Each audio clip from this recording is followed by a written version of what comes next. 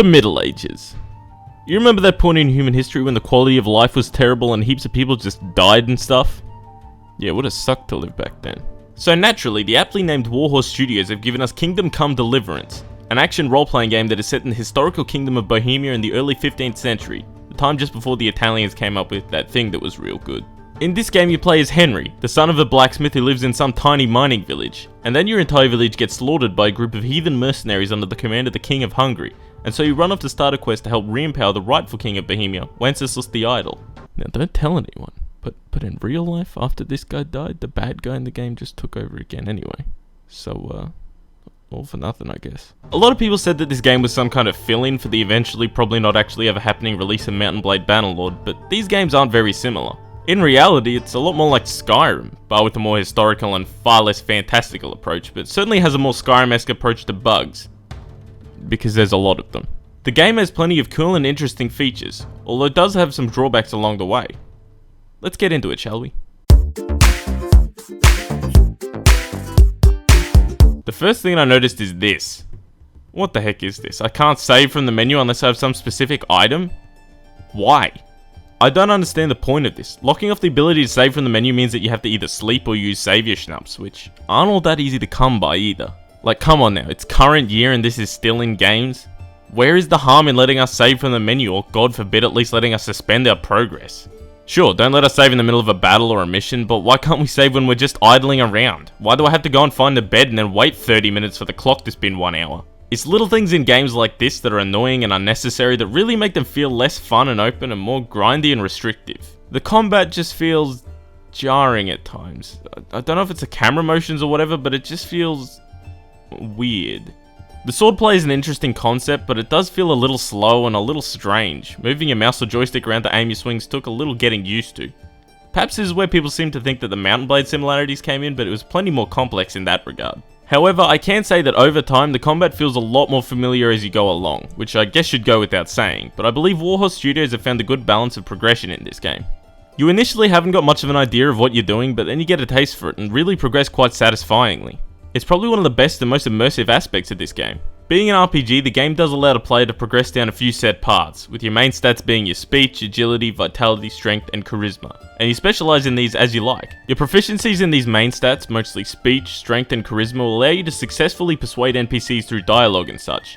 Obviously, things like strength and vitality have their other benefits, particularly when you're in action. The game also has a great array of customization for equipment, and these in turn will alter certain stats, like your encumbrance and stealthiness, which is a pretty nice system. Other factors such as how beat up your equipment is and how much blood you've got on your clothes will also affect things such as speech or your ability to intimidate others, which is also a very nice touch. There is a decent bit of filler content in this game as well, such as trailing scenes which are never good in anything ever, and plentiful cutscenes and then just dialogue scenes.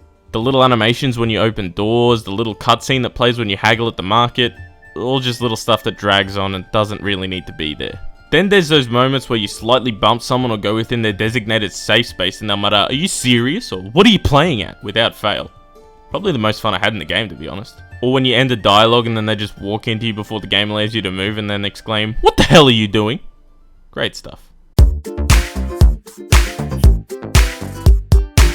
In the end, I guess a lot of people seem to get the wrong idea about this game and assume that it was more sandboxy or more like Mount & Blade, but in the end, it's an RPG, pure and simple. For a history nerd such as myself, this game appealed to me quite a lot on its focus on historical accuracy and the setting of the game itself. Oh, it takes place in Bohemia. Yeah, I know that place, I've played EU4 before.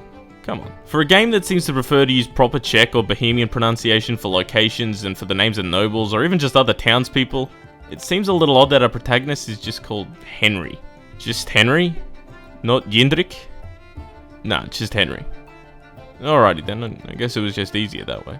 Anyway, I'm not going to spoil anything, but the story is pretty good. It was interesting enough to keep me interested in progressing through the game, but a lot of it is just dialogue and exposition, which is broken up by a lot of downtime.